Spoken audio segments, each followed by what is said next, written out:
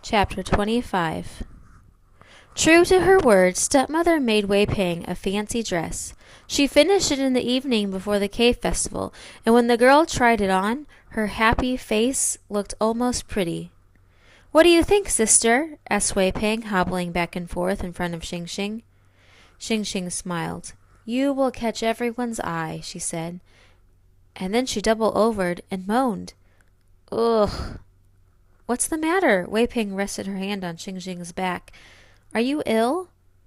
Xing Xing curled on the floor, clasping her knees to her chest, and she breathed hard, feigning pain. "What nonsense is this?" asked stepmother, standing over her. Xing Xing didn't answer, and she didn't look up. "Well, she's in pain," said Wei Ping. "Anyone can see that." "It's probably just cramps," said stepmother. "I'll make a chrysanthemum brew." Xing Xing stayed on the floor and watched as stepmother used the bamboo tongs to pick up the rocks they had always kept hot in the bottom of the stove. The woman dropped the preheated stones into the cooking pot and added a bit of water. When the brew was ready, Wei Ping carried it over to Xing Xing. "Ugh, what bad timing," she said, putting the bowl on the floor beside Xing Xing. "But with luck you'll feel fine in the morning." In the morning, however, Xing Xing resumed her deception. She groaned louder than ever. It was quickly decided that she could not go to the cave festival after all. Stepmother went to Master Tang's house to borrow the slave boy so that he could deliver Wei Ping and the barrow to the festival. While she was gone, Xing Xing sat on the cane and picked lice from Wei Ping's hair and wax from her ears. She groaned regularly. "Maybe I'll position myself by the fountain," said Wei Ping. "There are benches over there, and a fountain would set off my dress nicely. The red would seem that much redder." Xing Xing worked pork fat into Wei Ping's hair. "And I'll smile a lot. I have a good smile. I'll plant my feet on the ground, close together in my new silk slippers, and sit there as still as Buddha." "Maybe a man with a belly as large as the Buddha's will notice me." Wei Ping giggled. Xing Xing formed Wei Ping's hair into curlicues that plastered the sides of her face and her neck. "You're so quiet," said Wei Ping. "You've been quiet all week, and you have spent too much time in that dark storeroom. Talk." "What is there to say?"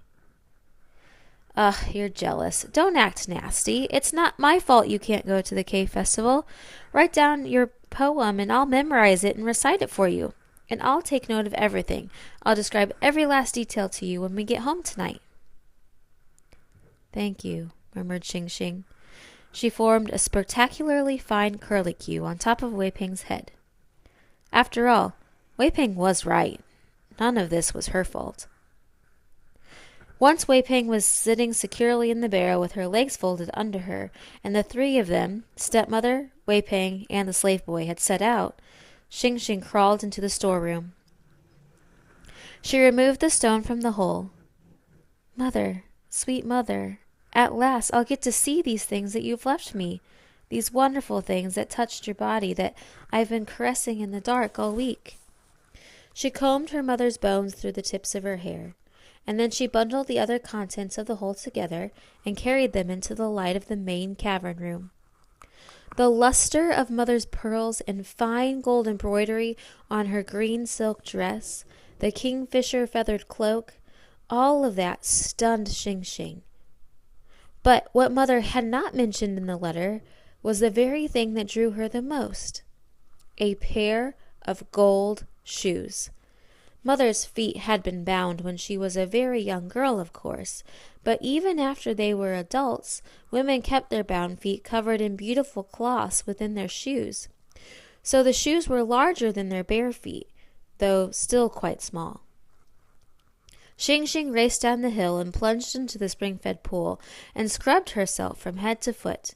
And then she came back to the cave and slowly, reverently slipped on the dress and the pearls and the cloak, which practically floated on her shoulders.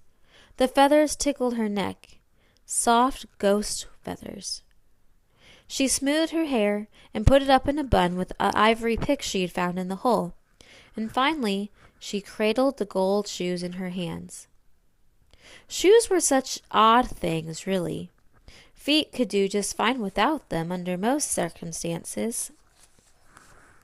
At least her feet could. So why should her hands tremble so now? Why should her lips part with such fierce need? Mother had not walked gracefully. No woman with bound feet ever walked gracefully, so no matter how sexy that irregular swing of her hips was thought to look, yet the shoes seemed to exude grace, as though anyone who wore them could walk through fear, through cruelty, and come out standing strong. Mother was trying to help Xing Xing stand strong by saving these shoes for her. That was it, of course. If only these perfect shoes would fit. Her breath suspended, Xing Xing gingerly tried on one foot in a shoe. It nestled there like a chick under her mother's wing, not at all strange, though it had been more than a year since she had even worn shoes. She put the other one on and walked softly around the cavern room, and then she went more quickly, and then she danced. With her feather cloak, she felt ready to take flight. She twirled and laughed, gratitude practically breaking her heart. Mother, sweet mother. She went down the hill toward the park where the cave festival was taking place. On the way, she passed a peony bush that was still in bloom. That was fitting, after all. Xing Xing picked a huge white flower and tucked it over one ear, confident that Mother's spirit was with her.